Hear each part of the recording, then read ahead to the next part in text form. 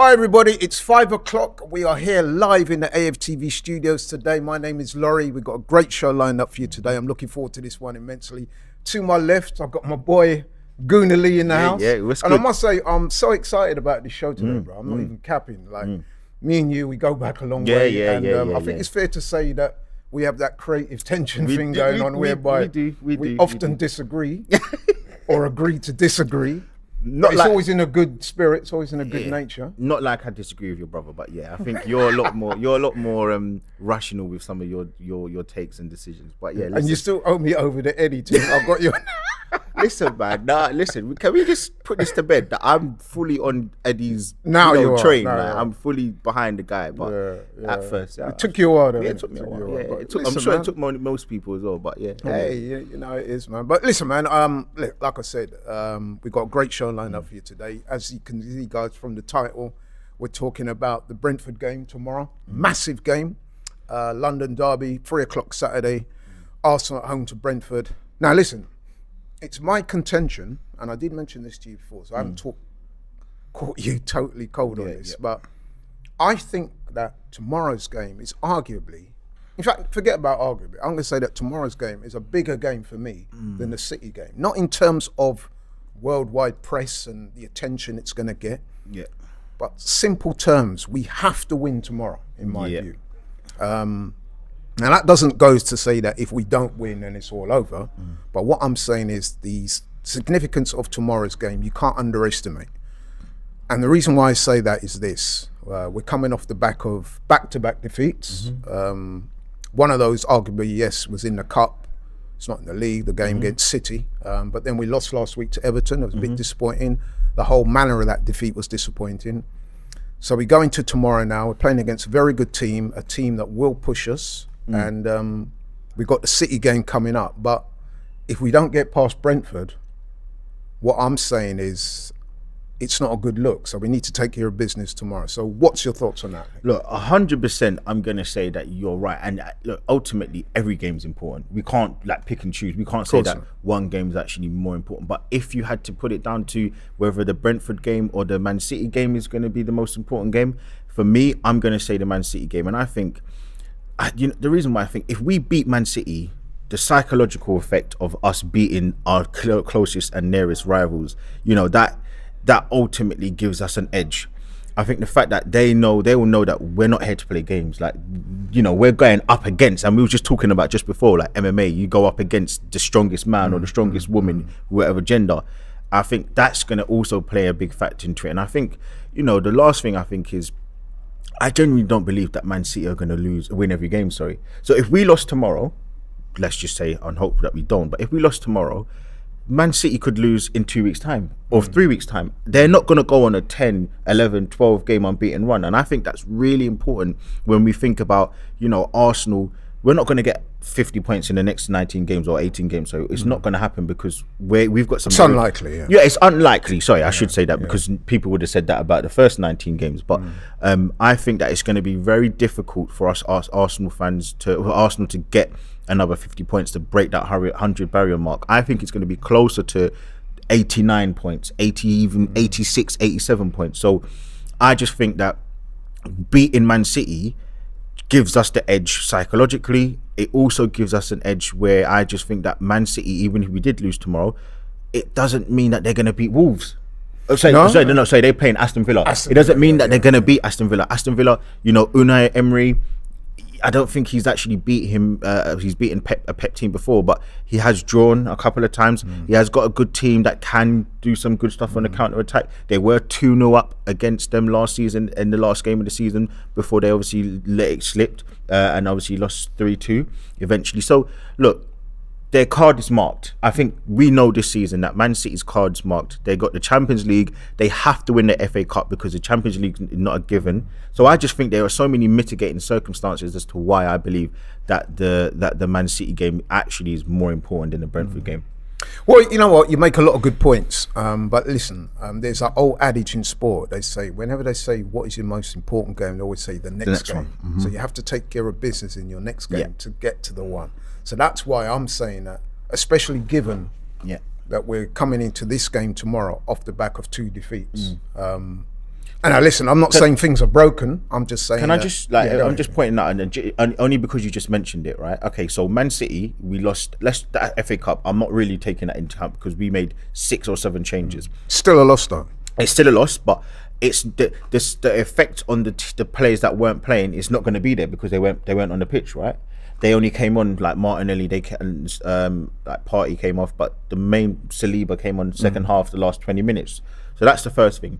I think the second thing what I think about is the fact that you think about Man City, right? I just look at them and I think they're not the same team. So there are so many things where I'm looking at and I'm like, do I trust them? Do I trust Man City? I don't really trust them. So yes, it is important to keep winning and to get back on the wagon of winning and getting the winning feeling, getting the smiles back on the faces, feeling good to go into that Man City game, feeling confident. But why do I? And listen, I say this with respect. But I was even going to just say you're a lot bigger than me. But I was just going to say though, like, why do I get the feeling that you're overlooking Brentford? I'm not. Because you've not even mentioned Brentford. No, I haven't. And I was just, you literally, I was just about to say, Brentford is a hard game. That was what I was going to get to. Okay. Brentford's a hard game. Allow you then. 9 games that they haven't lost in. So the fact that they haven't lost in 9 games, Man City just lost their last game. So it could be a thing where like, okay, we're up against a very, very difficult team. Well, do you know who the 2 informed teams in the table are right now? Us and Brentford. Yeah. You know what I mean? We're top, and these guys have not been beaten in 9 games. I think it's something like 5 wins and 4 draws. Yeah. And they're a very accomplished team. Now listen, they also beat Man City just before the winter break. Yeah, they're beating Liverpool away as well. They beat Liverpool. Well, I mean, everyone beats Liverpool, but yeah. But I just think though, like genuinely speaking, right?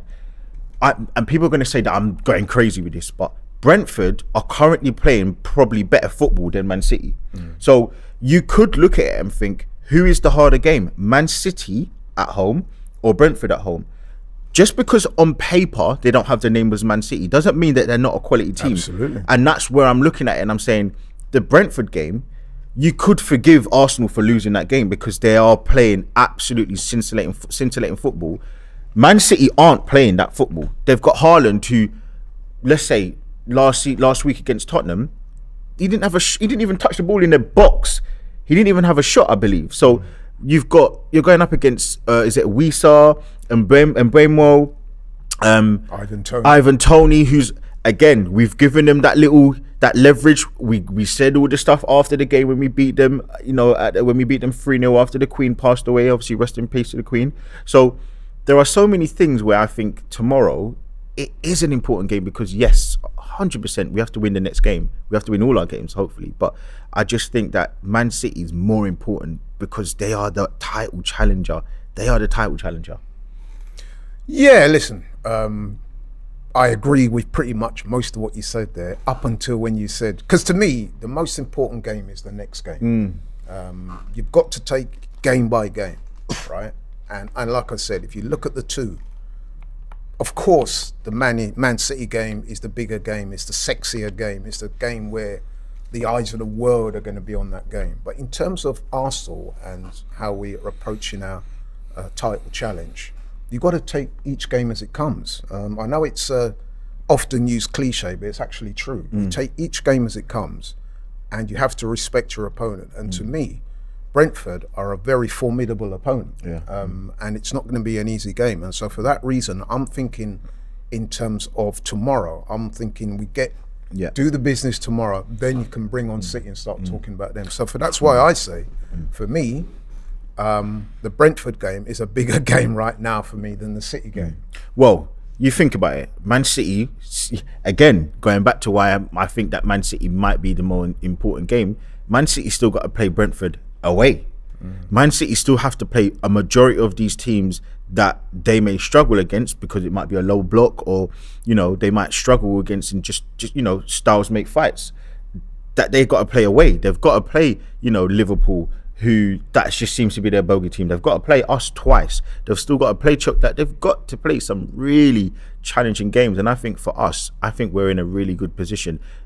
Ultimately, look, everybody, I need them to understand that I want to win the Brentford game. We both want to win the Brentford game. We both want to win the Man City game. But I just think when you're looking at it... But what about this though? I say if we beat Brentford, now that's if, I don't want to be too presumptuous. I'm not trying to be overconfident or disrespectful to Brentford. But, you know, we got a good record at home. We're playing well. If we beat City, if we beat Brentford, I would argue, and listen, you know, it's all hypotheticals, that we don't necessarily have to beat City. It takes a little bit of pressure off that City game. What do you think about that?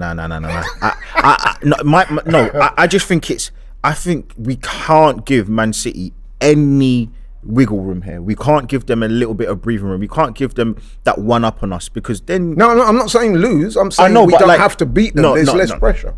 I don't think there's less pressure. I think that I just think there's actually more pressure because it's the home game, and I think, as I said, it would be very different if we were playing Man United again, or we were playing, I don't know, Spurs, because yes, that's a top team, but it's not the person that we're going up against or the team we're going up against. We're going up against Man City. We're going up against that team who have done this, and you know, you need to put some respect on Brentford. No, I know I am, but I'm talking about. You're asking me. You're giving me a scenario. Which game is the more important game? I'm gonna say Man City. And look, but I get the feeling that you're saying that because it's Brentford. No, I'm not. I'm just saying. Referencing. You're talking about the title. Even if we lose, right? If we lose, that doesn't necessarily directly, you know, give Man City anything, because we saw last week we lost against Everton and they lost their next game. Yeah. So what I'm saying is, tell the truth. Did you see us losing to Everton? I was worried. I was worried before. Hand on my heart. Anyone watch my preview on my channel, you would see that I was very worried before the game. Everyone was like, "Yeah, we're gonna beat them. We got this and that." But I just thought that, you know, there was a lot of. My thing was timing. Everything in life, everything in football is about timing. You could play one team 1 week and then they have 4 injuries. The next week they have everyone back, and it's just about, you know, the manager bounce and that. And I was very worried about that. But look, Brethren, as soon as they appointed Sean Dyche, I knew it. I was worried. Conversations with people at AFTV. I was worried. My brother Curtis, shout out to my brother and Curtis and all them, man. But I said to them, new manager bounce. Yeah, I was worried. 3 words, new manager bounce. Because I knew, even though they hadn't made any signings, I said to them, man, listen, Sean Dyche is going to come in there, he's going to restructure things, he's going to have them running, working hard, and they're going to be in our faces. You have to remember as well, they're at home. Yep. Don't forget, we didn't beat them there. And that was our bogey team. 2017, we haven't beaten them, so I was worried again for that. So look, like... So although I thought we would win, it came as no real shock to me that we lost. There you go. Now, what I'm saying to you, my friend, is that, so we lost to City in the Cup, we lost to Everton last week in the league.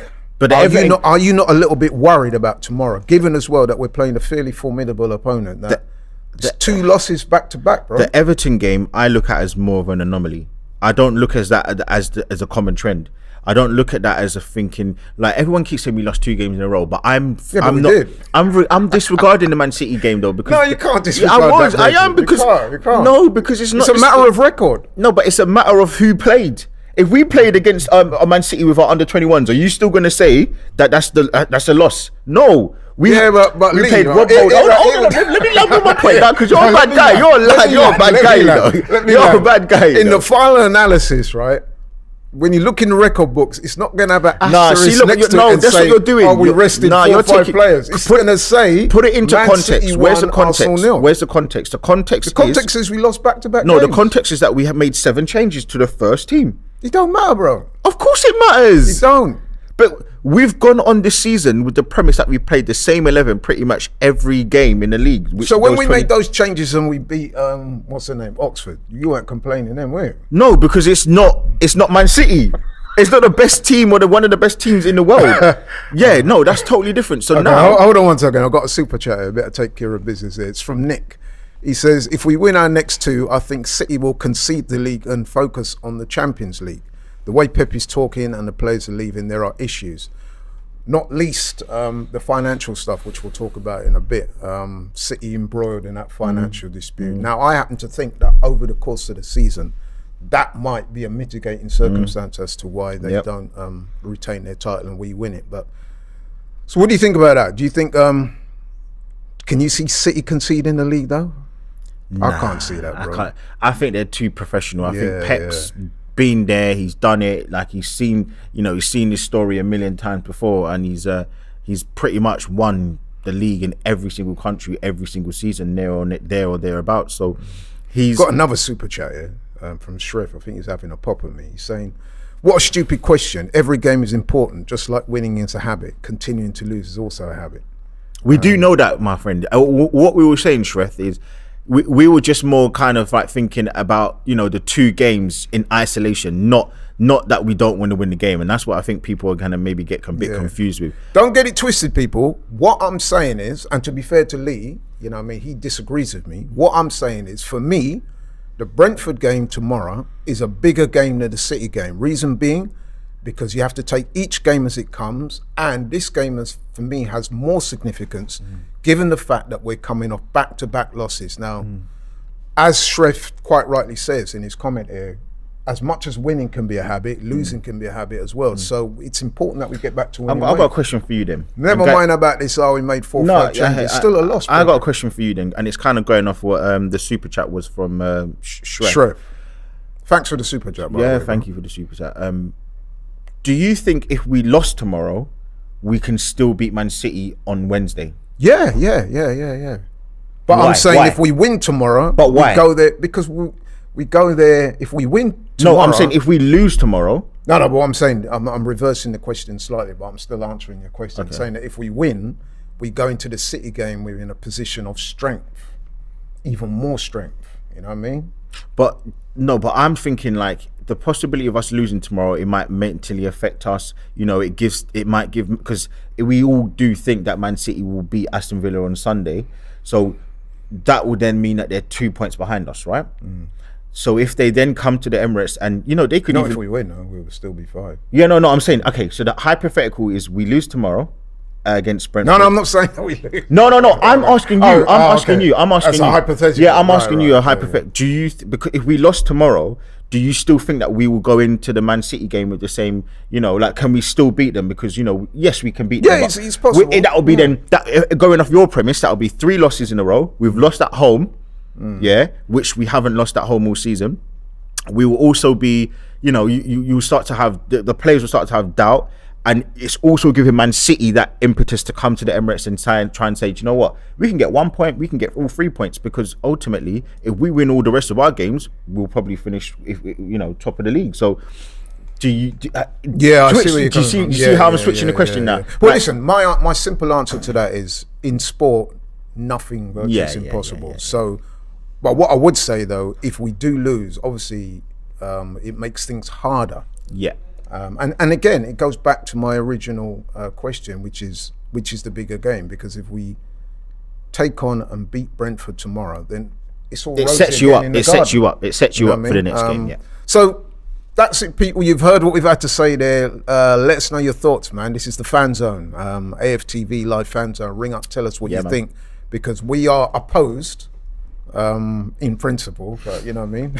It's my brethren still. As always. But I honestly do think that tomorrow, I hear a lot of people like you, Lee, with respect, talking about City, and once we beat Brentford, listen, Brentford are a good team. They will come there. They're well organised. I mean, let me just give you some stats about Brentford at the moment. 7th in the Premier League at the moment, so just outside the European places. Played 21, won 8. Drawn 9, lost 4, and like I said, they're unbeaten in their last 9 games. How many did they lost? 8, you said? No, they've lost 4. Okay, they've lost 4. They've won 8, drawn 9, and lost 4. They're currently 7th.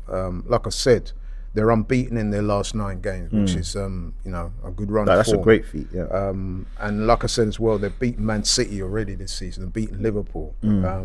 Another interesting stat I saw about Brentford: they're very good from set pieces. I think what it is, they've scored 14 times this season from set pieces. Wow. No team in the Premier League can better that. So they offer a lot of threats. We spoke initially about Ivan Toney and Waymo, you know what I mean, Wissa, you know what I mean, and the manager, Thomas Frank, he shouldn't be underestimated. Very good manager, likes to play what he calls rock and roll football. So, and I do want to add out my ex-student, Josh De Silva, who plays for Brentford. Oh, wow. My ex-student, so he's also going to be again an ex-Arsenal boy. So my first year of teaching, he was in my first year of he was actually in year 11, so he would have been my last year of his education. So my first year of teaching. So big up to Silva. Another known fact there, man. You know what I mean? So, But yeah, okay. So let's see if we got any calls. Solomon's our first caller. Solomon, where you calling from, bro? Hi, yeah. You okay? Yes, thanks. Where you calling from? Yeah, I'm just calling from Birmingham. Okay, Birmingham. Yeah. Yeah, I've been trying to get to the AFTV for a very long time, but unfortunately, today is my opportunity. So it was a good debut for me. Right. So, what did you think of the subject matter today, and what's your thoughts on it? Yeah, I feel like the game against Everton, to be honest, we didn't turn up, we didn't play it well. So it's a game that as you guys been saying, manager bounce, and you got players that they're not been performing for the manager. They got a new manager. You expect them to turn up on the day, which everybody expected. But another thing is we haven't won away to Everton. This is the third game, something like that. We haven't won away to Everton. Yeah. So our away record against Everton has been poor. But I believe the league is still for Arsenal to lose, because I believe we'll bounce back against Brentford. And I think we beat City at home. I think if we beat Brentford at home and beat City at home, I think the league is over for me, because I feel like even if we go to City and lose, we still got like points ahead with the game in hand. So I believe still that Arsenal, they are ahead for this league, to be honest with you guys. And I know it's gonna be tough. You have to take like what's it called, the other gentleman? What is it called? Is it not Louis? Is it? Lee, yeah. Do you know what, Solomon? I wanted to ask you as well, right? I wanted to ask you what you was just talking about with the whole Everton experience of last week when we lost. Do you think that was a standalone game, or like the performance wasn't that great? The scoreline, obviously we lost, or do you think that's maybe agreeing more with the Laurie, where it could be a constant thing which happens more often? Because we have lost two games in a row. Yeah, I have many fans, like rival fans, especially Man U, Chelsea, and all this. I've been saying this to them, like, I don't see Arsenal performing like this again, because it's just a one-off game that, like I mentioned earlier, it's an early kickoff, players just waking up early, they're probably not in the mood. I know it's no excuse, but sometimes it does happen in the game, and you're going away to Everton that like they're not been performing under the Frank Lampard, so you expect them to turn up with a new manager, with the crowd behind them. So I feel like it's just a one-off game that you expect.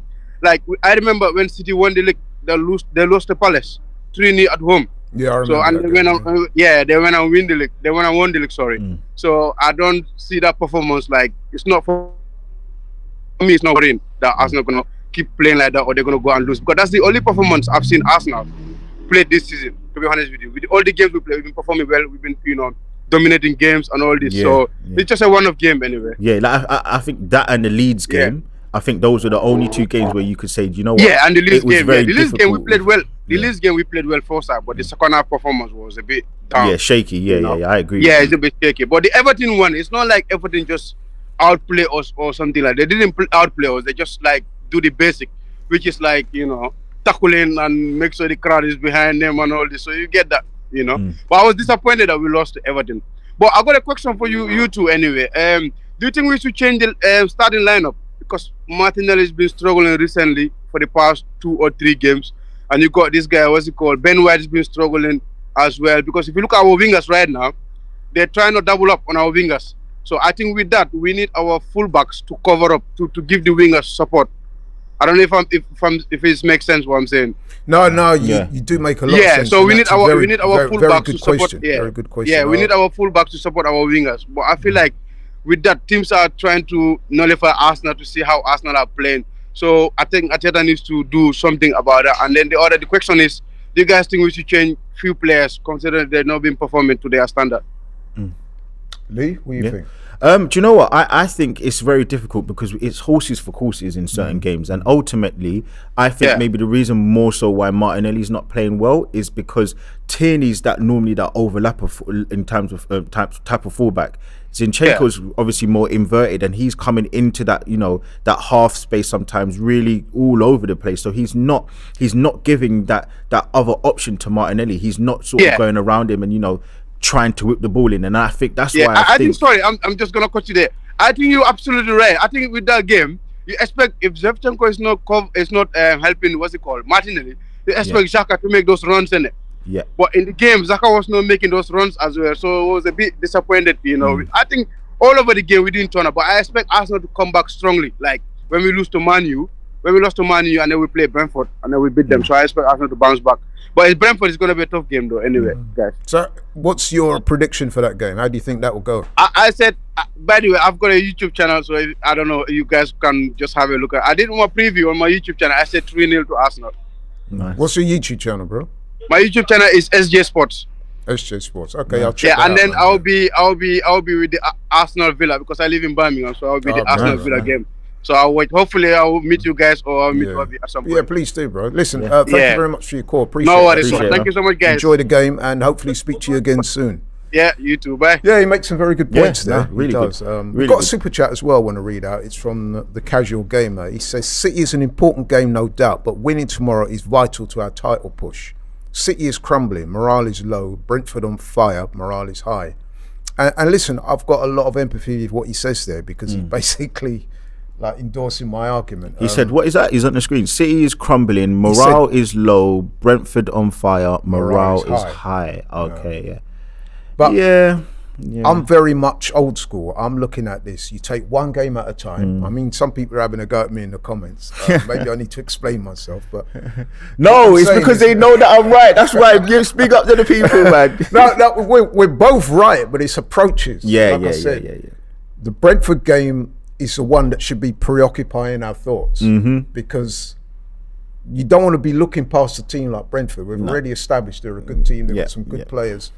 And okay, we beat them early in the season comfortably, but then if you go back to last season, they beat us comfortably. So it's a team that we can't afford to overlook. So let me just say this to you then. All right, so even logically speaking, right, Man City's game has to be the next. It has to be the more important game because whatever happens in tomorrow's result, the next game we have to either respond and win. We have to win, or we have to open that gap a bit more. So really and truly, the Man City game has to be the more important game because when you think about the two games, whatever happens in the Brentford game, if we, God forbid, lose, touch wood, then we have to beat Man City. We haven't got any, there's no playing games now. We have to beat them to open that gap up a bit more. So should we lose? But what my argument is, if we win, then we could get a draw and it's all rosy in the garden. Yeah. But okay, we've got another caller on. Wizard, come true. The Wizard, nice. Wizard, how you doing? I'm sure I spoke to you a couple of days ago on a talk. Yeah, we did, Laurie. You're from Norway, right? Couple of days. Yeah, I'm actually back in London now. Oh, you're back in London now, right. Yeah, going to the game tomorrow. Nice. Okay, my man. So you've seen the title of the show. Do you agree with me that tomorrow's game, you have to take each game as it comes? And as far as I'm concerned, I'm not even thinking about City right now. I'm thinking about Brentford. They're a formidable opposition on paper. The City game is in the week. That is a massive game, but this is the game that we should be focusing on. As far as I'm concerned, as of right now, this is the most important game. What do you think? I absolutely agree with you. I think if we lose tomorrow, that's what three games on the bounce that we've lost. Yeah, that's going to dent our confidence. And then if we lose again to City, they'll be ahead of us if they beat Villa. Yeah, and I mean that's a big shift in momentum, right? And that could get to the heads of the players. So I'm absolutely on board with that. One game at a time. Sorry, you carry on. Apologies. No, go on, please. I wanted to ask you though, we have got a game in hand over Man City as well. So if we were to lose tomorrow, the fact that we can still beat Man City and then open back up another 3 points on top of them, because our game in hand, I believe, is Everton at home. Yeah. So do you not see my point of view with obviously every game's important, but out of the two games, we can still redeem ourselves? And do you see the fact that I'm saying we are up against a juggernaut in someone like Man City, who are seasoned vets in this, this kind of title challenge and how they operate as a big club. So for me, I just think that no game can be overlooked. But out of the two games, I'm more kind of thinking the Man City game, we can put a dagger in the heart of that vampire. We can end these men off any way you think about it. If you think we lose tomorrow, if we win tomorrow, we can still, against Man City in 4 days' time, I believe, put a dagger in the heart of these guys and say, look, you're done now. You have to go on almighty, momentous run to catch up to us and win that league. I do. So as an individual game, the City game is far bigger, but we still have to play the Brentford game. I think the reason I say the Brentford game is bigger right now is because we have had a bit of a setback, and we need to get back the winning. So you're confidence. including the Man City game that we had the 7 changes against as well, yeah? Not really, because we actually played really well that game, even though we had a lot of changes. Man City didn't. I think they changed one player. Cancelo wasn't playing. No. Because he left. They changed the keeper as well. Oh yeah, that's Make a few right. changes, Yeah. but I think it's fair to say that their team was stronger. Yeah, they had a lot stronger squad out than us. But then Oh, that's yeah, reflected in they're their the squad strongest. depth. That's a reflection of their squad depth. No, but I'm just saying to the Wizard though, like his point, I get his point, and I think he's got valid points. But I'm just thinking, the fact that we've got a game in hand as well, no matter what, I just think like when you're going up against someone directly, you have to beat that person. You need to beat those people to get to your ultimate goal. The Brentford one is vital because we need to get back on the wagon. But my counter, but it's not necessarily it's not necessarily the most important thing for I the hear what league you're saying. title though. But my counter argument to that, and I'll be interested to hear what Wizard thinks, is that you could win the title and not necessarily have to beat City. Sorry. Yeah. Do you know that? Say it again. We could win the title without having beaten City in the season. But we can also dead them out of the league.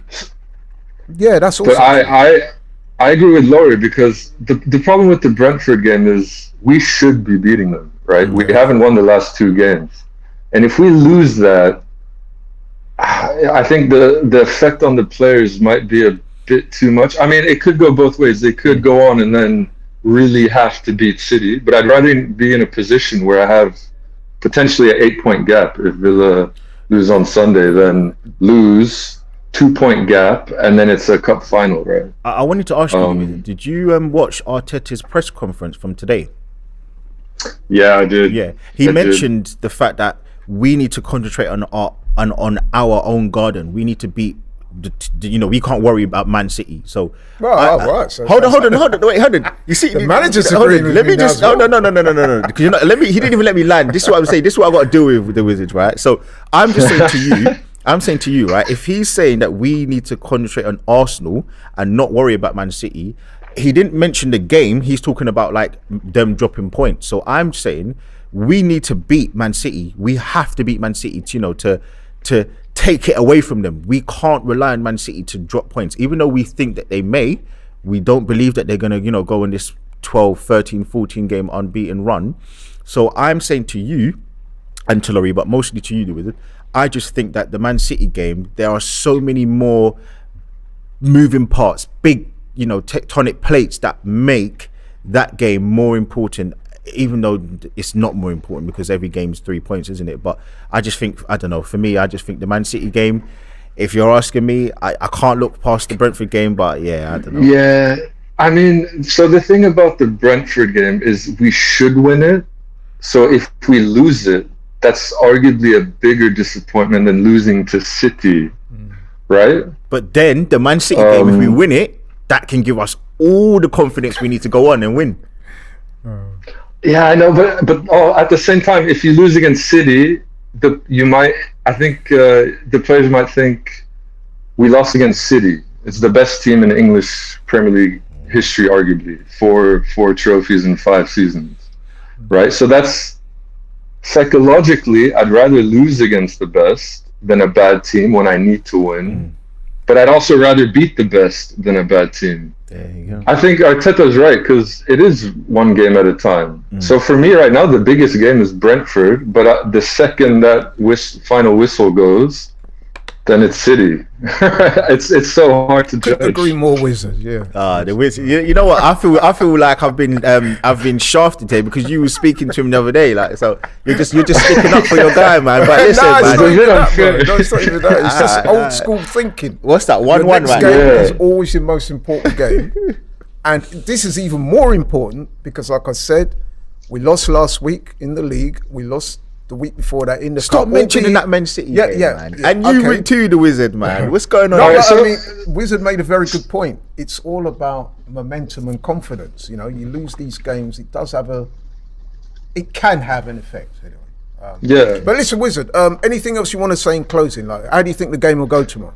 Well, I'd like to ask, if you were a player, which game would your mind be on right now? I'll tell you what, very firmly be on the Brentford game. I think it actually shows a lack of respect to Brentford for you to be even thinking about the City game right now. And that's what I'm trying to do. I'm trying to get Arsenal fans to focus on the game ahead. If I'm a player, somebody even asked me about the City game, I'm saying, with respect, let's talk about Brentford. They're the ones in my line of focus right now. I would have probably said, I'll be honest, if it was Nottingham Forest we were playing at home, I would be thinking about Man City all day of the week. Because I just think that's... Yeah, but look what happened to Manchester United on Wednesday. Yeah, but that's... They probably thought they were going to roll over Leeds. Would have enough to beat them. But I do think, for me, I'm still going to stick with Man City, man. I think my mind is... Everything I'm trying to do, I'm getting myself in the zone. Like, when you go to the gym, beforehand, you have your little pre-workout, you have your meal, and you get yourself in the zone. You get your music ready. You get everything, your mind's ready for that big workout or whatever it is you're going to do, that big event. And for me, I'm just thinking that Man City game for me, I think my mind, if I was a footballer, I think that's what I'll be thinking of. That's good. But I do agree with you that the City game in isolation is the biggest game of the season. Okay, we have Brentford to play. Listen, bro, thank you very much for calling. Yeah, thanks, guys. You didn't give us your prediction on the game tomorrow, though.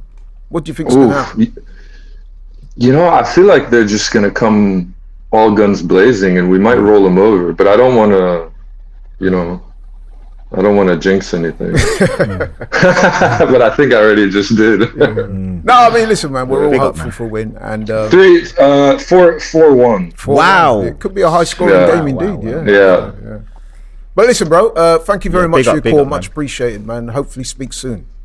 Give us a call. All right, cheers, guys. Okay. Take it easy. Yeah, Laurie, turn it up, please. I can't even hear you. We've got another caller. Daniel, listen, just to say, Lee, I hear what you're saying. Yeah. The City game is the sexier game, if I can use that term. Yeah. But first things first, my friend. Let's take on Brentford, beat them. Then we can all look forward to that City game on the Wednesday. We can all be in the AFTV watch along. No, I hear you. I hear you. But I still just, look, obviously the next guy that comes, comes in, I think it's... Ryan. Ryan, are you there? Ryan, yes. what, bro? Good evening, guys. Can you hear me? Yes. I can't even hear you, I can't even hear you. I can hear him. Yeah.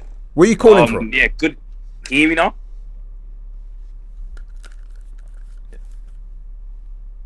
Yeah, sorry. Can you say something? Yeah, can you hear me? Oh, yeah, I can hear you a bit more, yeah. Where are you calling from, Ryan? Evening, guys. Big weekend ahead. Can't lie. I've got mixed emotions, to be honest, because these are the sort of games where you would expect Arsenal to win. And I do expect us to beat Brentford tomorrow. But I'm great debate as well, by the way. I've been listening to your other callers that you've been debating with. And okay, thank you. I'm on Guna Lee's fence as well. And I'm also on Laurie's fence. At the same time, we can't look past Brentford. And we've done this in previous seasons where we've looked past our opponents. And the key example is Man United's game during the week against Leeds, where they just thought, it's Leeds United in town, we'll beat these lot 3 or 4-0. And they were 1-0 down at half time. And then next thing, I couldn't believe it when my cousin's a Man United supporter. So he said it to me, we're 2-0 down. I said, no, you're joking. Like, in those ones where I didn't even bother watching it because I thought, the United would just win. And I just don't want Arsenal to go into this game tomorrow. I'm going to the Man City game on Wednesday night, and I can't wait, man. I've got to manage to pull out a ticket for that. Wow, but lucky man. I can't, as much as that's the bigger game, Laurie, I do agree with you where if we look past Brentford with Ivan Toney and Mbueno, and they've got players that can hurt us in the counter-attack. And if Arteta doesn't get into the boys' mentality and mindset that this is a game we need to focus on before City, I just feel like we can potentially come undone.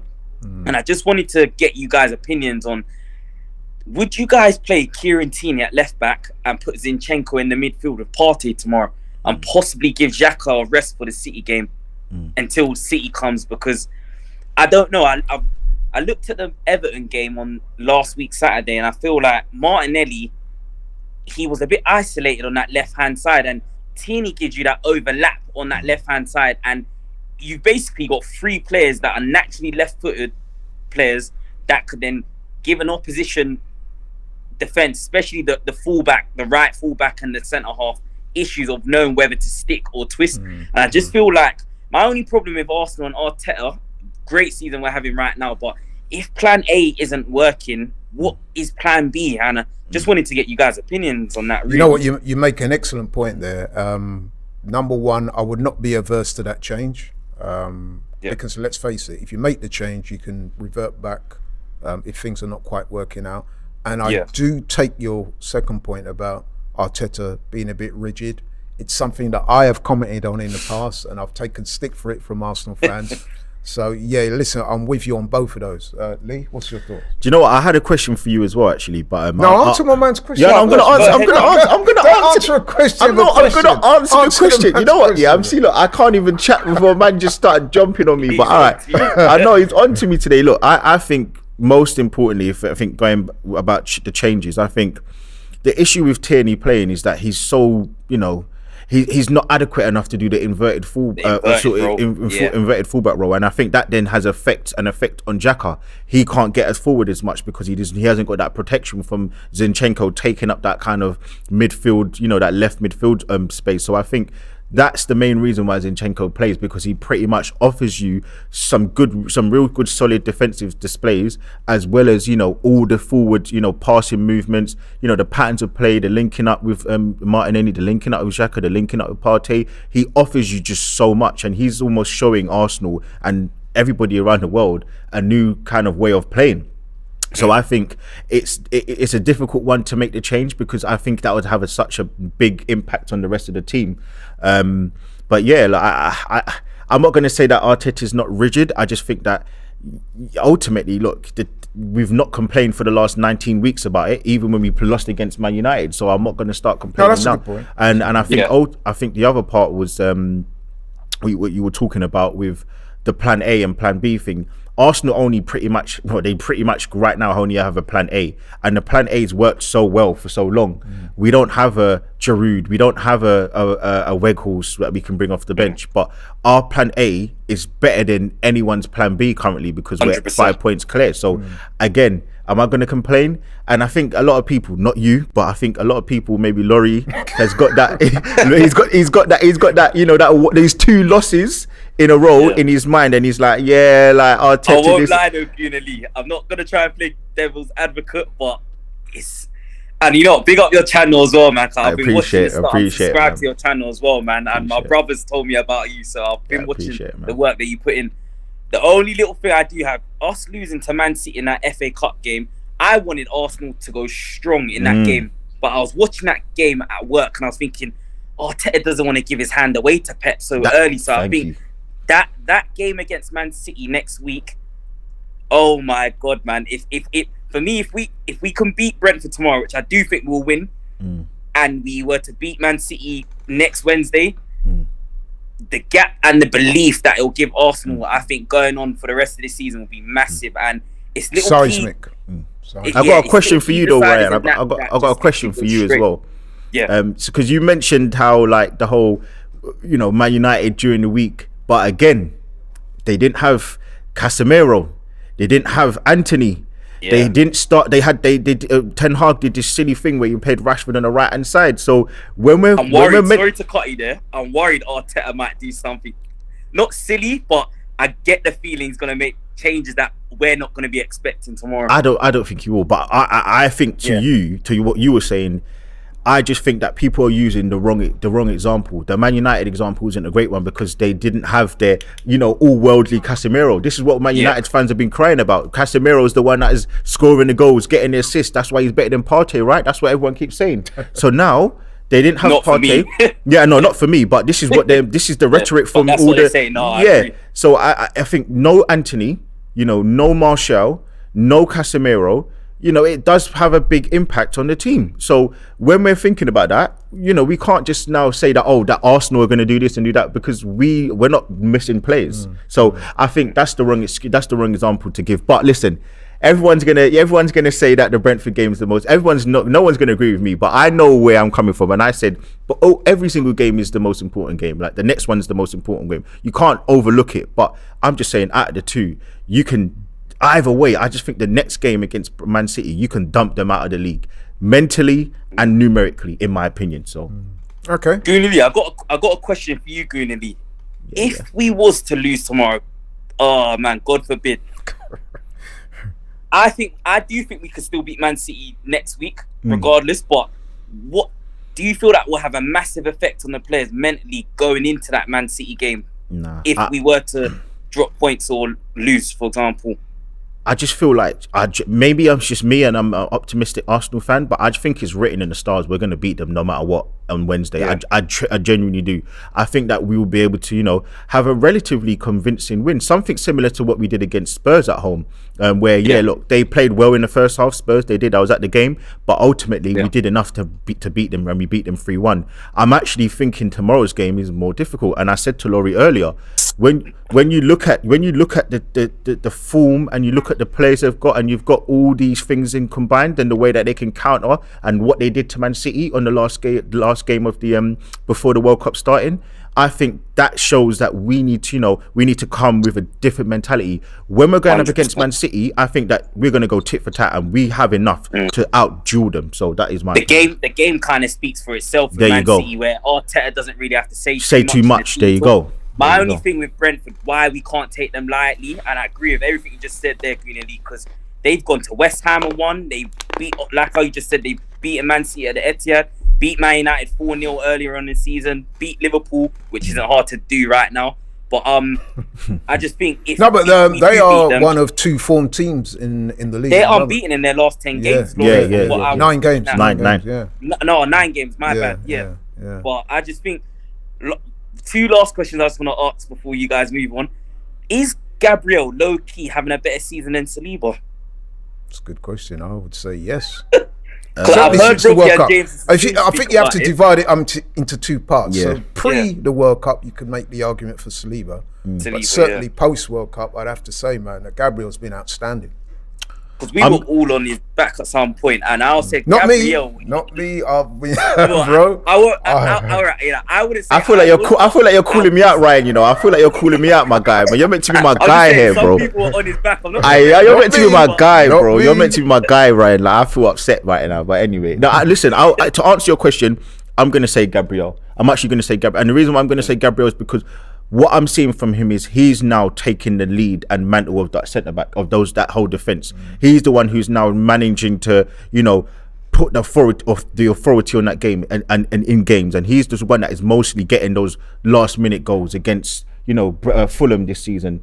That was a last minute goal I think he scored. So for me, I'm gonna say what we wanted from Gabriel, we're now seeing that commanding, leading centre back. So I'm gonna say Gabriel. Yeah, I'd go along with that, and I would also add the word maturity. I think what you're seeing from Gabriel is maturity. So we know that big, strong, physical guy loves a challenge, but at times he's been a little bit, how can I put it? Lackadaisy. He's a lackadaisical player. Yeah, I mean, he's been a bit impulsive. If he thinks the ball is there to be won, he's going to go in there and try and win it regardless. Now, what you're seeing with him is a bit more maturity, a bit more game management, a bit more using his brain in certain situations, and I think we're getting the best out of him. And he's been one of our best players this season, without a doubt. Yeah. But listen, bro. Oh, sorry. I just want to say, question. I know you got to move on quickly. Yeah. The Super League as well. I just wanted to get you guys a little thing with the Super League talks and etc. I saw Robbie and James making a preview on it a couple days ago. Are you guys worried on that note with the Super League potentially trying to come back? I think it may well happen one day, but for now, I don't think it will happen. And the reason for that is, I think if you look at it logically, with the English clubs, they don't need to move on it because financially they're nice. The main drivers of this are the Spanish, some of the Spanish and Italian clubs and clubs like that who are not doing so well financially. I think you'll find that there are teams in the mid to bottom of the Premier League that are doing way better financially than some of the top teams in those other leagues. So I don't think anything will happen right now, but I do think they're going to keep coming back and back and back until eventually there will be some bites. Lee, what do you think? Listen, we're already in the Super League, man. We're in the Premier League, baby. Trust me. We're in the Premier League, Trust me. baby. So we're already in the Super League, man. And I think that's where I'm going to leave it there. But I think ultimately, I don't see how it gets off the ground because there's just going to be too much uproar from fans. I don't think, the sort of traditionalist fans, they're never going to accept it. And I just don't want to be in the Super League because I want to see Arsenal win the Champions League, man. I really do. And let's be honest as well. The Super League is one thing, but first and foremost, you always want to be champions of your own country, don't you, really? So, but listen, Ryan, thank you very much for your call, bro. 3-1 Brentford, 3-1 Arsenal against Brentford tomorrow. 3-1 Arsenal. I endorse that, man. Big up. Yeah. Right, okay, we're Big moving up. swiftly on. Daniel's on. Hey, Daniel, can you hear us? We've got a bit of a audio fault here. Can't hear him. You can hear me? Yeah, I can hear you. Okay. Good evening. Evening. Okay, Daniel, so you've seen the title, you've heard what we've had to say, you've heard a few of the other callers presumably. What's your thoughts on the issue? My thoughts on the issue is that I think we're going to beat Brentford definitely, and we're going to beat Manchester City. Remember the last time I called you on the street on, I told you we're going to beat Manchester City at the Emirates and draw at the Etihad. So my worry is if Arteta is going to go full strength against Brentford. That's my major issue, and I think maybe he's going to rest maybe Partey or Martinelli for Trossard and Jorginho. So I know we're going to win that match definitely. My personal belief is that he will go as strong as he can tomorrow. I think the manager is very whatever you want to say about this guy, he's very studious, he's very meticulous. He will be aware that we've lost 2 matches on the bounce. He will know that we need to get back to winning ways. And I think that he will be approaching this game single-mindedly. He'll play his strongest team. He will be absolutely on it, and he will convey that message to the players. So in answer to your question, very simple. I think, he'll go as strong as he possibly can. Listen, I'm even going to throw it back to you, Daniel, and I think, when does Arteta make changes? There you go again, you see. No, you know what? Yeah, you see what he's doing? Daniel, he's answering the question with a question. Politician. I'm putting it back to you. Question time. This is FANZONE. You know what? All right, I'm gonna say yes. There's gonna be no changes. And I was saying, when does he make changes? He doesn't really change the starting lineup too much. We've pretty much played with the same consistent lineup for the last 19 games, as I was saying, in the league, especially even in some of the like the PSV game away. I remember we started with quite a strong lineup. So I just think that Trossard's not going to come in and earn the trust of Arteta over someone like Martinelli straight away. I just don't see that happening. Jorginho is never starting over Partey.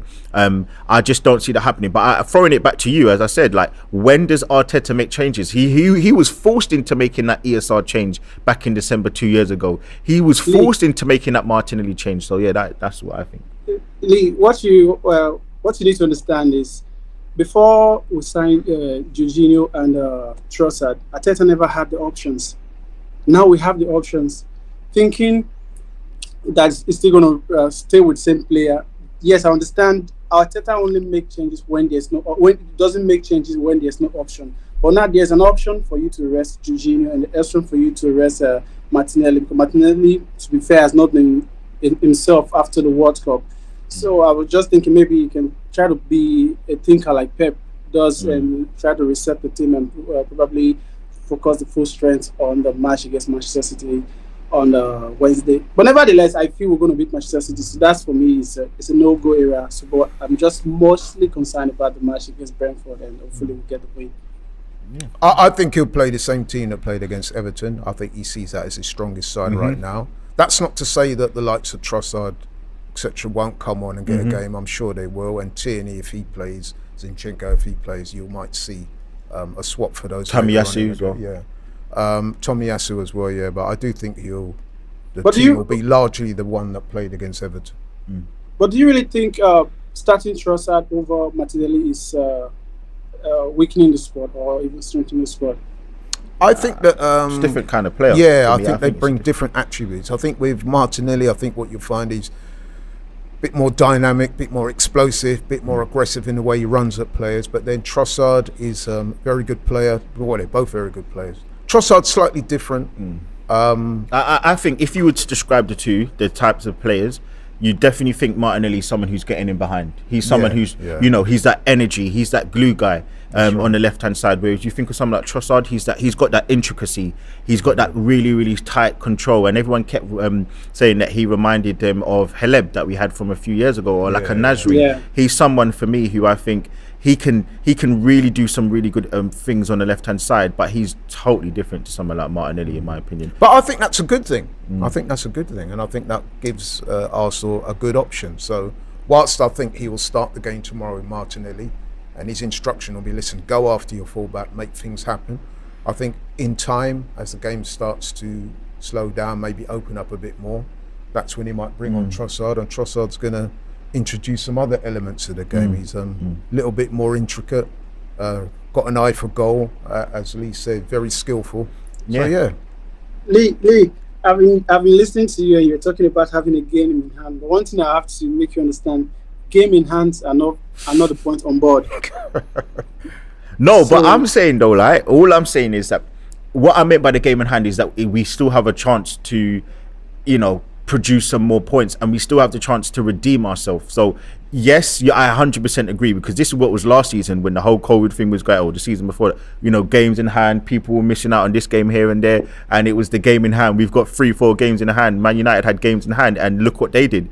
But I just think, for me, the fact that we're playing so well and we still have a chance, you know, we still have the opportunity to, if we were to lose tomorrow, God forbid, that we still can beat Man City and then get that extra little sneaky game in that Man City have no control over. So I think that's where I was looking at it. So why don't you think we should win this match against Brentford and just whoa. I didn't say I don't want us to win. I didn't say I don't. No, you're bringing an opinion. If like a probability we're not going to beat Brentford, we still have a game in hand. That's what you're trying to say. Am I right? Well, yeah, in theory, it's the question though. It's the question. The question is, which one's the more important game? So out of the two, the more important game for me is the Brentford game, because whatever happened in the Brentford game, I know we're going to beat Manchester City. That's for sure for me. That's right. But okay, can I just retaliate back to what you're saying? Okay. It doesn't matter then, really, truly, which game we win, because if we lost tomorrow but we then beat Man City, it doesn't matter, because I want to win both games. So I'm agreeing with you. But out of the two games, the more important game for me is the one that we're challenging. We're going up against Man City, and it gives us the psychological advantage, and we're taking the points away from them directly. So that was my point, because I would agree with you. I want to win the next 18 games. I don't want to win just one. I want to win all of them. But what I'm saying is, out of the two, I just think that the Man City game, you get more from it from an Arsenal perspective because of who we're facing. The Brentford game, you just said we're going to beat Man City, right? So if we was going to lose tomorrow, you still believe we're going to beat Man City, yeah? Definitely. Okay, so what am I losing out here? So the Man City game is the more important game then, right? I got you. I got you. What I would say on that is, listen, the City game is the sexier game. No, man. No, that's not what I'm saying. That's the sexier game. Stop using those words, man. It's the blockbuster game. It's the blockbuster but game. The Brentford game is the bread and butter. That is your next game is your most important game. You need to take care of business, and then we can start. Every single Daniel, at the start of the season, every single season, I know the two games you look forward to, the North London derby, right? Why do you look at those games? I look forward to the game against Manchester United. Okay, Man United. Okay, why do you look at the Man United games? I look forward to the game because that's the heritage I was brought up upon. Like, when I grew up, before I started knowing that Tottenham was the real rival, but when I was growing up, I grew up with Arsenal, the Invincible against the Manchester United team, and that's what I used to know, and that's the hatred I have for the Manchester United, not just like the Tottenham crew. But the reason you look forward to those games because it's a blockbuster game or the sexy game, as Laurie has said, not because of the importance of the game in the season. But when there's an importance of the game, like taking 3 points and you're winning the league, then it becomes more important. But you only look forward to the game because it's just the game of the season for you, the blockbuster kind of game and the sexy game, as Laurie has tagged it. So for me, the Brentford game is the most important game. 100%. I wanted to ask something. Do you think You got to be very, very quick because we've got a couple calls. Yeah, I wanted to say the Troy Deeney factor. Do you think is going to play a big say in this game? The Troy Deeney factor. Nah, I just think nah. I think that we're a different team. The whole Troy Deeney thing, and that's all gone now, man. You know, that was a few years ago. Like, nah, I think we're different. We're in a different mindset now. Yeah. What about Daniel, Anthony? We got Deeney on the line. Come. Okay. Not Troy Deeney, I might add. But Deeney, yeah, Daniel, listen, bro. Thanks very much. Really appreciate your call, and you must call back again soon. 100%. Definitely. Right, so we got Deeney on the line. We're running out of time, but Deeney's always been a very good contributor. He's back again. Yes. And good evening. Can you hear me? Yeah, man, we can hear you. So tell us what you think, bro. You've heard what we've had to say. What's your thoughts? Brentford. It's the most important game in my opinion. I'm sorry. I'm thinking, I'm sorry. I have to say, I've been hearing what's been said, and I'm not gonna lie. I'm thinking from Mikel Arteta's point of view. I'm not gonna lie. As a coach, look, this game is the most important because I don't want to be going into Man City on the back of a loss. Do you know what I mean? Yeah. Because then it's 3 games we've lost in a row. That's right. Do you know what I mean? And psychologically, now we need to go and beat Man City. And even if we draw it, sorry to interrupt, even if we draw it, it's no wins in 3. You know what I mean? Exactly. So, and I'm not trying to be battling on Wednesday against Man City on 3 defeats. Do you know what I mean? It's tough. And then if Man City win their game tomorrow, and let's say they beat us, let's say we lose Brentford and Man City win their game tomorrow and beat us, Man City go top on Wednesday. Wow. Do you know what I mean? Yeah. That's the situation. And that's when our game in hand comes very important. That's when our game in hand probably becomes our most important game against Everton. So right now, Brentford is the situation. Absolutely, and we need to handle that tomorrow. Listen, man, you know what? Again, well said, bro. You know what? Because Deeney, you've been on this show before as well, so everyone's on Laurie's back right now. But don't worry, man. I'm a ease off and make everyone believe me. But listen, I do hear you. I do hear you, though. I do think that you brought up some really good points, but. And you know what? You're right. From Arteta's point of view, he 100% has to think that the next game is the most important game. He 100% has to put. And you know what? It's obviously we can't do it, but it would be funny to hear what you guys would have thought if the games were reversed. And Man City's game was first, and then the Brentford, because people would be like, "Oh, we can lose against Man City, but then we have to beat Brentford." No. That's what everyone would be saying. But listen, man. But for me, honestly, like I hear you though, and ultimately, look, I do want us to win tomorrow. Like I don't want people to get it misconstrued. No, I know you want us to win. Yeah, but I just think that when I look at the 2 games, for me, I can't remove the fact that Man City are the team that we're going up against. Man City are, you go for an arm wrestle. If I lose against some little Wade people that I like to call them, so many people, I don't mind. But if I lose against someone who I really want to beat, that person who's trying to take my title, but you know what it that's is? when there's a problem. I'd like to use an analogy here because I'm a big boxing fan, and I'm sure you guys will understand what I'm trying to say. So it's almost like you've got a world title fight on the horizon. But first, you got the contender that you need to beat him before you can get the world title shot. If you lose against the contender, so if you lose against a contender, you don't get the world title. Listen, if we was kind of get to the technicalities in boxing, even if you lose that fight, you still get to the world champion fight anyway. Yeah. But you have to beat the guy in front of you so you can get the world title shot. Man City's the world title shot, but you got to beat the guy in front of you. Which is why that guy becomes your most important. But you know what? If I was to just use that same analogy. If I was to lose against the guy who I know that everyone knows that I can beat the guy before the world title fight. If I was to lose, that's what you think about Brentford. Everyone knows that we can beat them. Yeah, everyone knows that we can beat them. Yeah, of course we will. We're the favourite. Deeney, are we not the favourites going into the game? Yeah, we're the favourite, but I think you're being a little disrespectful. We ain't won the game yet. No. I'm not asking you that. I'm saying, do you not believe that most people would say that Arsenal should be winning tomorrow? No. Yeah, but they said that last week when we played Everton. No, hold on. See what you don't even let me finish. Hold on. Deeney, let me and you chat, man. Don't worry, Deeney, right? So tomorrow we're meant to win tomorrow's game, no? Okay, so I'm saying to you, if I was using a boxing analogy, I'm saying even if we lose tomorrow, no one's going to really take the credentials off of us and say, oh, we're not a good team anymore, we're this and that. They might say that it's a crumble, but they would still give us our flowers and say we've had a fantastic season and we're doing really well. It would be the Man City game where you earn your stripes and you show the world, you show everybody that we're here to take the title away from that team. This is the big game. This is that, yeah, it's the sexy fight. Yeah, it's the showstopper. But ultimately, for me, I'm just saying, look, I want to beat the team. If it's out of the 2 games, I'm fully behind beating Man City because, bro, even you think about it logically, we ain't beating them in like 10 years, I swear. When was the last time you beat Man City? Bro, in the Prem, we haven't beaten them it's in 2015. 2015. Brother, them times there, what? I was trying to think. I was like just finishing uni or something like that. That's how long ago it was. So you think about that, like, we ain't beaten them since 2015. Do you know how embarrassing that is? That is even that alone, that just makes me want to beat them more. But let me ask you a question. I'll answer this honestly, yeah? And my man Deanie's over there. We're all watching you, man. No, you lot go on, man. I'm listening. Are you not preoccupied with City? No, man. You know what? You're a bad guy. You know, you're a bad guy. You know what you're doing. No, I'm saying to you. I'm not gonna lie, yeah. That's the one point. The one point you said that the fact that we're going up against City, I get that. Like listening to everyone. That's the one point where I thought, okay, fair enough on that. But you see my point though, Dini. I'm saying we're going up again. We can put a dagger in this team and say, yo, you are done.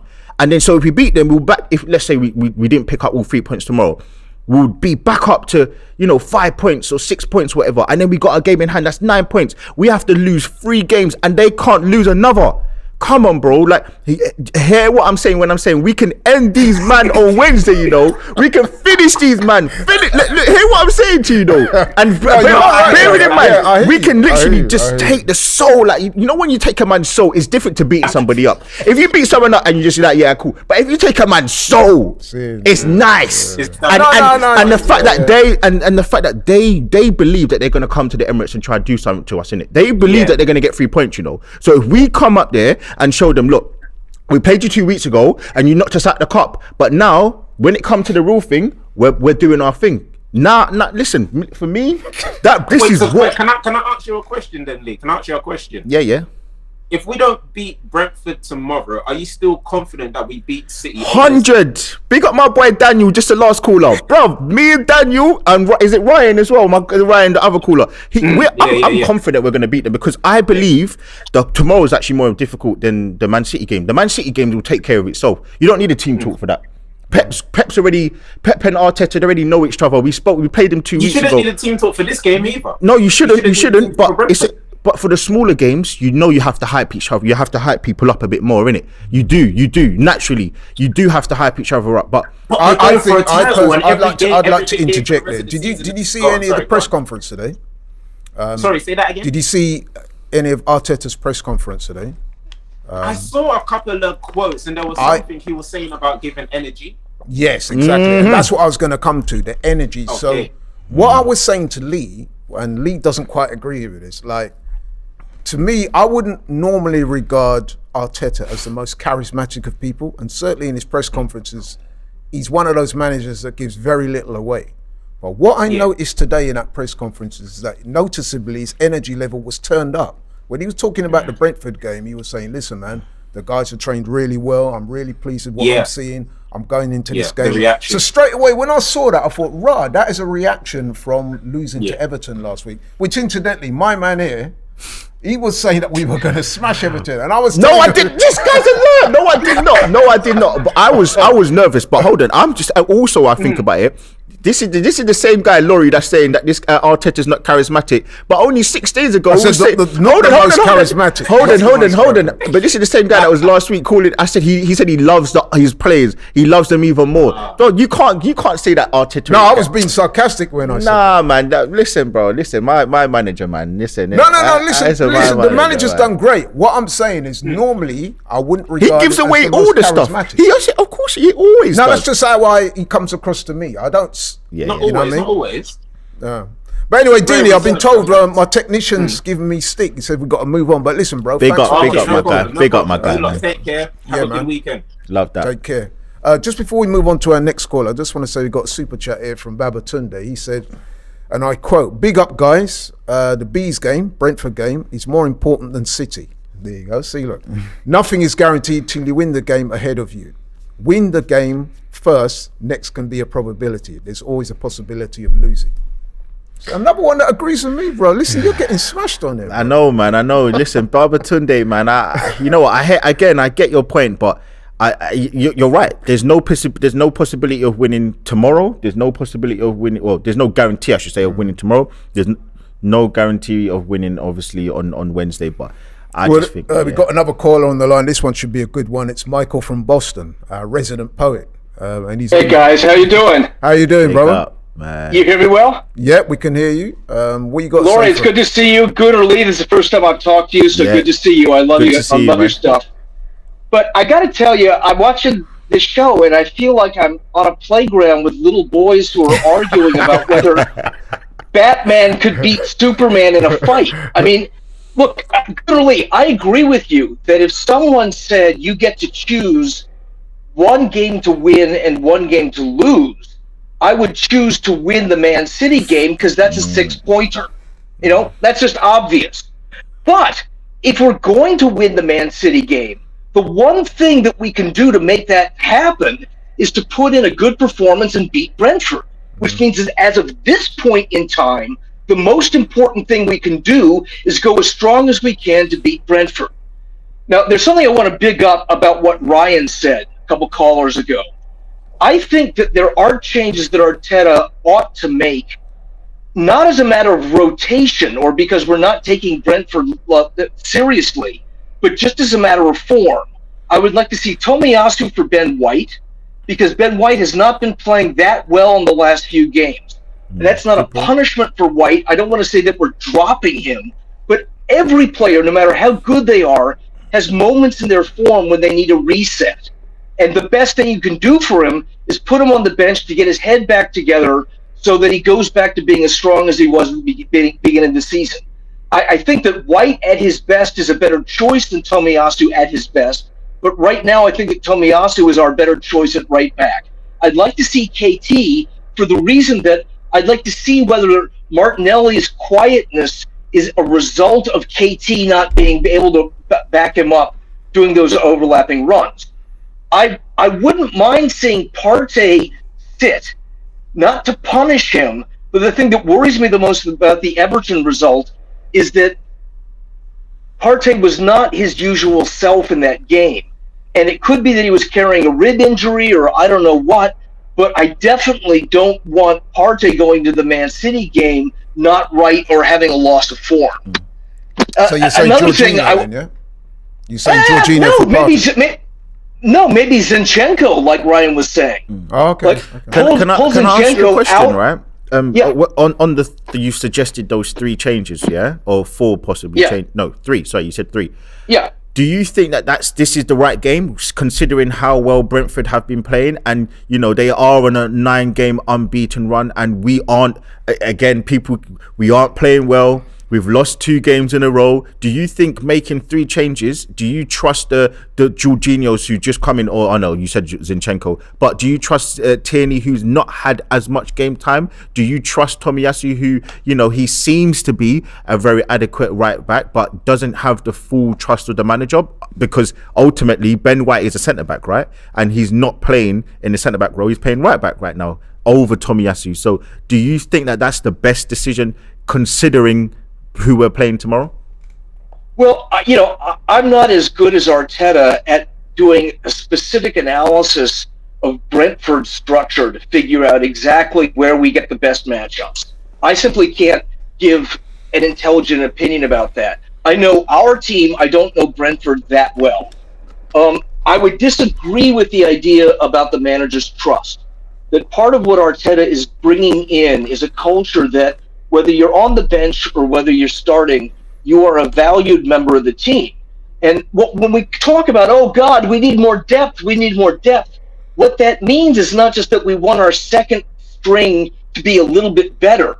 What we're saying is we want to have players who play the same position, who hit their peaks at different times. every player will play out of his skin and then tail off a little bit in the next game. And I want to have a squad where we've got people that come in that will be hitting their peak at the time that someone's form starts to dip a little bit. And that's not really about competition or fighting for places. That's about maximizing the fact that we don't just have 11 great players. We've got a whole squad of them. That's an excellent. And another thing, but the point is though that we don't have an excellent squad. That is the reason why we're more nervous compared to Man City. I disagree with that. I think that I think that Trossard in the right moment is as good as Martinelli. I think that KT in the right moment is a better choice than Zinchenko, but that doesn't mean we can't use Zinchenko somewhere else. Mm-hmm. It's not like an either or. It's about maximizing the value that every player brings to the team. And just another thing that I just want to just drop down laughing sometimes. You can play videos of these very AFT contributors 2 years ago that were saying, Arteta, he doesn't know who his best 11 is. It's all chop and change with him. And they're complaining about that 2 years ago. And now they're saying, Arteta, he's so rigid. He sticks with his first 11 all the time. I think though, when you say that comment, I think that's such a valid comment, but I think it's all about timing. Football's all about timing. And I used the example of the Everton game last week. The reason why I believe we lost isn't because we're not a good team, but it's because Sean Dice came in, and I think that there were obviously mitigating circumstances. But so 2 years ago, it probably looked like he kept chopping and changing, and it didn't have a positive effect on the team. Whereas now, if he changes the team, it may, and I'm not here to disagree with you about making changes, but it may not be the smartest thing to make too many changes. Because for me, and again, when I talk about the squad, you mentioned, I think, 3 or 4 subs, but there's a squad of 25. We don't have 25 players that can all be replaced and replicate the same form as Odegaard. Nobody can replicate Odegaard. Nobody can replicate Partey. Nobody can replicate Saka. Nobody can replicate Jesus. Nobody can replicate what Saliba or Gabriel does. So currently, or Zinchenko. So currently, our squad isn't anywhere near. I wouldn't say that I would be comfortable with making all those subs or changes at the start. Maybe to bring on is a different factor, but I think you make some great points though. Okay. Look, I agree with you that. Well, okay. Let me just do my Shakespeare and I'll get off. How about that? Yeah, go for it, man. No, that's there is actually a passage in Hamlet about Man City. Right. Wow. Oh, their offenses rank, since they are still possessed of those effects for which they did the crime. Their crown, their own ambition, and their squad. May one be pardoned and retain the offense? Come on, you Gunners. Wow. Thanks. Big up. Give him a round of applause for that, man. That was excellent delivery. Yeah, some interesting points. Great point. That was a great phone call. We've got 2 more calls. Before we move on to our next call, I just want to read out super chat here from Brian Portillo. He says, don't sleep on Emery. He will do Arsenal a favour. So he's obviously referring to the Villa. I think the only favour that he needs to do is let us beat Aston Villa in a couple of weeks' time, man. Please, Emery, please. I know we let you go in sort of acrimonious style. I remember the game before you got sacked. Socrates, what is his name? Socrates? You know, remember we had Socrates. Yeah. He would not take the throw in, and like we were losing the game in the Europa League, and he just would not take the throw in. But for me, honestly, that's going to be a hard game against Aston Villa. Good manager. He's a good manager. Nice to see him I need you to just please. You know what? I think he was slightly undervalued at Arsenal. I'm going to tell the truth. We didn't. For whatever reason, just didn't work. It didn't work. But anyway, look. Moreover, the overarching point is you need to give us those 3 points, my friend, because that is the next game after the Man City game, and it's at 12:30 on Saturday. Listen, he can do us a big favour if they beat City. Yeah, he could. Yeah. It's unlikely, I would have thought, but you never know. Okay, Anthony's on the line. Here he is. Hi guys. Anthony. Hi, Anthony. Where are you calling from? London. London? Which part of London? South London. South London. Okay, bro. Okay, right. Okay, the floor is yours, my man. Hi Lee. Okay. How you doing, my bro? Yeah, I'm good, man. Right, where do I start? Okay. I'll start with the lineup. I think if I were Arteta, I'll be dropping Martinelli. Right. And I'll be starting Trossard. The thing is, I believe that Trossard is a different instrument, is a non-quantity at the minute in our squad. So, because if you played Martinelli, every other the perception right now is Martinelli is not really on his game. We all see it, except you're blind. Okay, so with Trossard, I believe that he's got a lot to offer that we have not seen at all. So I believe Trossard should be given a So you'd like to see Trossard start against Brentford? Exactly, and have Martinelli come in later when their defenders are, they're a bit tired, and just and give them that push, that needed push. Now, the debate was which is more important, tomorrow's match or Wednesday. I think both is non-negotiable. We must go out tomorrow and smash up Brentford 2-0. We must go no uncertain terms. 2-0 tomorrow.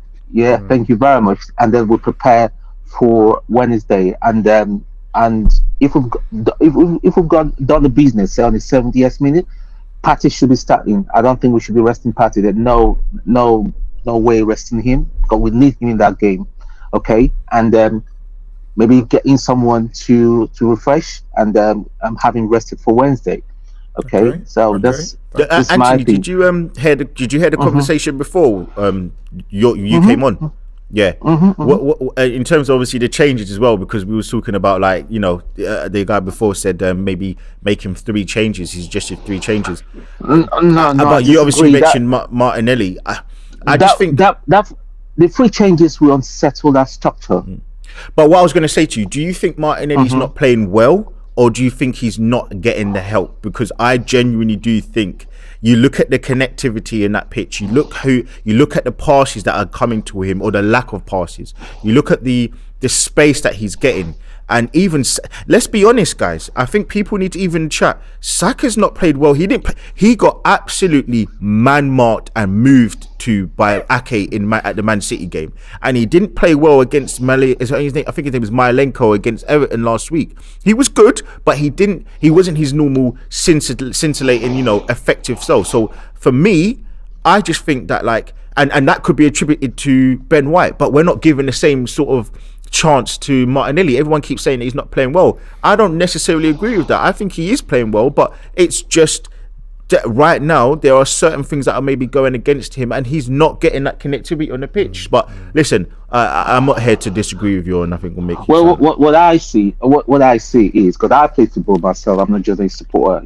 I play football. When I was much younger, I wanted to be a professional footballer.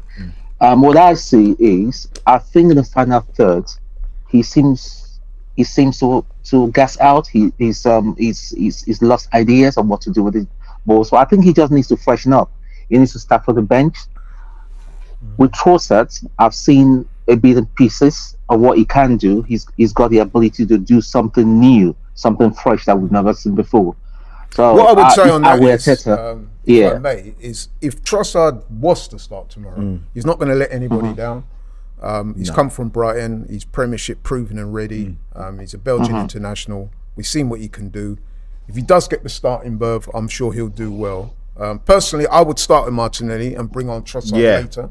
But in reference to what Anthony says, if Trossard was to start, I wouldn't have too much of an issue with that either. No, I think you're right. I think you're right. The thinking is bringing in Martinelli before, because he brings all the energy, like we know. He brings the drive, the energy. At that point in time, say the 70th minute or 60th minute, the Brentford defenders will be tired then and all that, so he can run them ragged, and the goals will come. That's my thinking. But every other position, I think we're fine. I think Ben White, I think it's just a bit of a blip, but we're going to see a different Ben White tomorrow. I know you said, before we let you go, I know you said you want to, obviously we should go and beat Man City. Do you think we will? We can, if we beat Brentford tomorrow, because tomorrow's game is a psychological preparation for Wednesday. We cannot afford to lose or draw tomorrow. So basically, you're agreeing with me. How much people do you got paid? Yeah, I agree with Laurie. Yeah, I how agree much with people you Laurie. paid? Yeah, Say? 100%. See, another one. How much people you paid? But listen, Anthony, thanks for your call, bro. We got a couple more, so Cheers. we got to move Big you up, on. big But up. listen, Cheers. appreciate Thank the you call. very much. Frank, you made some very Thank good you. points, and we hopefully speak Yeah. to you again soon. And on that as well, we got a super chat here from Demetrius, Big Meech, big up. He says the Brentford game is the most important game. After that, we focus on City. We can't count points before matches are played. Where's No your more phone? banana Let me see if you sent that super chat yourself. Now look, see there? Yeah, I know, but Demetrius, I want to see. Hey, Demetrius, man, what's going Big Meech. I was Come not on. holding. Come but You can't step Where's on the Big poll? I swear there was a poll. There Up. was a poll. What was the result of the poll? If our technicians could bring the poll up. I think Yeah, before- no, because I'm here. when I was looking at it before, I think it was something like 66% was saying agreeing with me. Nah. Yeah, something like that, bro. Yeah, No, where's the result of that poll, man? I'm out here put looking. Goonily out of his misery. Nah, man, because I'm out here and showing looking the like poll. and what is not what? Can't they bring up no comments to no one's agreeing with me? Few But are. where's Brennan? Is he not as downstairs? many as you would like, bro. I've got Yeah, to he be is honest. downstairs, isn't it? What? No one's agreeing with me. No one's saying No. Actually, hang on. Where's the poll? Yes. Wait, where's the poll? Right, here's the results of the poll. Is Brentford more important than the Man City game? Yes, 65%. No, 35%. So I think you'll find that most people are agreeing. No more callers. Okay, the line's closed, so we're coming to the end of the show. Just a couple of points I wanted to talk about. I mean, I was going to mention this before, but got so many calls and got so taken up with the debate that I didn't mention it. But I'm going to quickly ask you now. We spoke about the press conference. Arteta, very energetic, like I said. What was your thoughts on what he was saying in terms of tomorrow's game? I think, like ultimately he's, he knows it's an important game. He's spoken about the fact that we need to, bring the energy. He I think he was asked, how is he going to get the players up, and he said that he's a giver of energy. He doesn't like people, or he doesn't like to suck energy from players or from anybody. So I think tomorrow you need to just get the players G'd up. You need to get the players ready for the fight, because it's going to be a battle. It's going to be a huge battle. And I think more so, I think every Arsenal fan and Brentford fan now, we have this weird rivalry. The first game of the season, when obviously 2 seasons ago when they came back to the Premier League, or sorry, last season they came back to the Premier League, it was Ben White against Tony. You've got the tweet from Tony. You've now got the tweets back from Lacazette, when we beat them. So it's a weird, it's like almost like that Crystal Palace I hear you, man. Crystal Palace Brighton rivalry. It's a weird one. There's definitely something. It's on this there's a definite kind of like edge to the game, and I think Brentford are gonna want to come and spoil the party. Definitely. They're gonna want to come. Josh De Silva, again, ex-Arsenal player, he's gonna want to come and spoil the party. So I think he'll give you a call after the game. Listen, Josh, if you score a goal tomorrow, bro, hey, listen, I know his brother as well, so we're gonna have words with him. But Detention. yes, listen, well, he's not anymore. He's too old for that. But I taught his sister as well, actually. So yeah, so yeah, it's gonna be a sticky one. But I'm confident that we will understand the severity of the game, because ultimately, look, every single person in the chat, everyone, great callers, they called in and they said, look, if we lose tomorrow and then we lose our next game against Man City, we're behind them. Yeah, and that's when it starts to become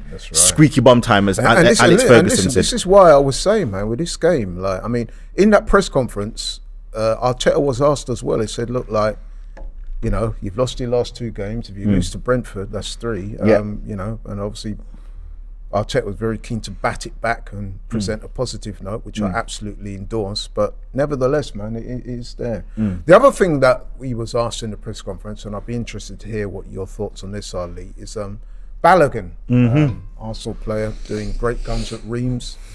I think he scored 14 goals in top goal scorer, man. Top goal scorer. Yeah. So statistically, anyway, he's better than Mbappe, Neymar, and a certain Lionel Messi right now. So World Cup winner, they say. So So what's your long-term thoughts in terms of what we're going to do, because his contract comes up soon, and you're going to have. I'm not too sure. Him, Eddie, and Gabriel Jesus will be back by then, no doubt. Look, there's so many like moving parts of this one as well, and I think ultimately all 3 of them can actually coexist. Oh, they posed there. All 3 of them can coexist. I think we can actually be very smart and use someone like Jesus on the wing. He can play on the wing. He's very effective on the wing, on the right side more so than the left hand side. But you've seen the interchanges this season when he's played with Martinelli on the left sometimes, or Martinelli's been down the centre. And I think having those two forwards allows us to maybe not go into the market. Now, I'm going to say this to everybody in the chat. When we signed Nketiah, everyone was like, why are we signing Nketiah? Why is he on 100k a week? And my thing is, guys, you said that.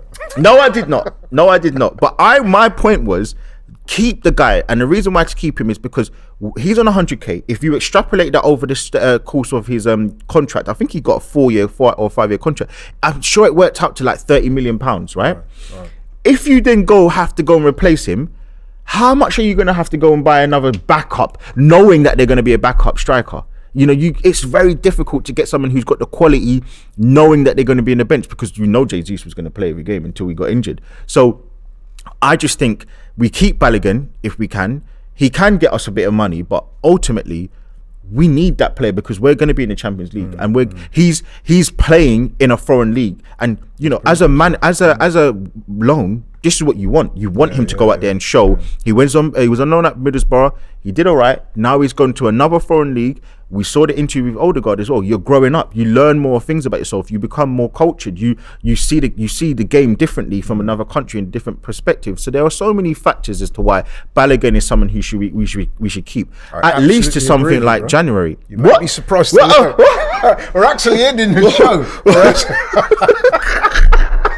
You did what? But don't get it twisted, because we've got our poll results in. And in answer to the question that I posed at the top of the show, which is the Brentford game more important than the Man City game? 65% of the contributors said yes, they agreed with me, and only 34%. Chat, I ain't gonna lie to you. There's about 1,000 of you in there. I'm upset, man. I'm not gonna lie to you. But you know what, bro? As you are my special guest, and I've got enough respect for you, I'm going to leave you with the last word. So it's Arsenal versus Brentford tomorrow. Give me a prediction. I'm gonna say 3-1, but it's not gonna. The result is gonna look better than the performance. Interesting. You know what, bro? I am with you with regards to the Arsenal win. I think it might be a little bit tighter than that. 2-1, but I'm going Arsenal win. And then we go into that City game off the back of a great win, and we can let it all hang on that game. Josh De Silva, please relax tomorrow. Just, take the day off tomorrow, man. You're an Arsenal boy at heart. You from Hayland. Just relax, let us take the win. We need it. Maybe put in a call to I'm gonna have to say, because if he knows any tactics, he might have to just slide. But maybe I shouldn't say that, because Towdy's in a bit of trouble. You got. But listen, it's been great fun, man. I really enjoyed the show. Always. I hope you guys have enjoyed it. Thanks everyone for your contributions, your comments, the people who rang in. We had some great callers. Great callers, man. With the super chats. Listen. Great topic, great conversation, great guest. Yeah. And great host, great host as well. We'll see you guys soon. Peace. Take care. We're out.